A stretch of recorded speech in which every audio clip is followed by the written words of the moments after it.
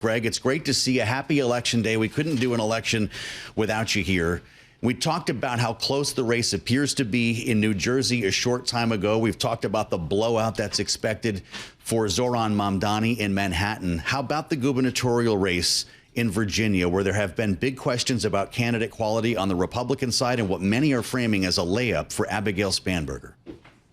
Yeah, it does seem like polls indicate that Abigail Spanberger, the former congresswoman, is going to win and probably win decisively in the race for governor, which would extend a pattern in Virginia governor's elections of the party that usually wins is usually the party opposite the White House. So it gets a lot of outsized attention for that. We see that in New Jersey as well, although the pattern is not as clear.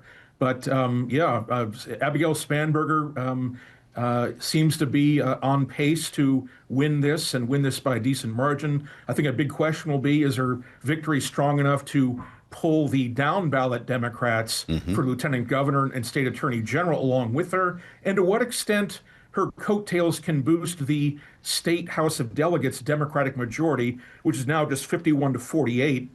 Democrats are seeking an expanded majority in the state House, not only to help shape state policy the next 2 years, but because they also want to redraw congressional district lines in Virginia, and they would need Democratic government to do that. That attorney general race in Virginia is an interesting one. Jay Jones, the Democrat, who is, and when I drive through my neighborhood, I see his name on signs with Abigail Spanberger, and of course was caught in a scandal over text messages in which he was wishing violence, political violence, upon an opponent.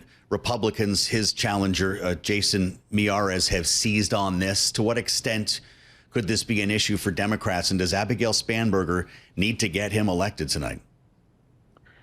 Yeah, I mean, I think the margin for Spanberger may be kind of decisive in determining whether she can pull Jay Jones over the line. Obviously, the bigger the margin for her, I think the chances that Jones can weather this increase, although polling indicates that certainly this texting issue, the scandal from 3 years ago when he sent those violent text messages, has really hurt his campaign, and polls show pretty close race between him and the Republican incumbent Jason Miyares.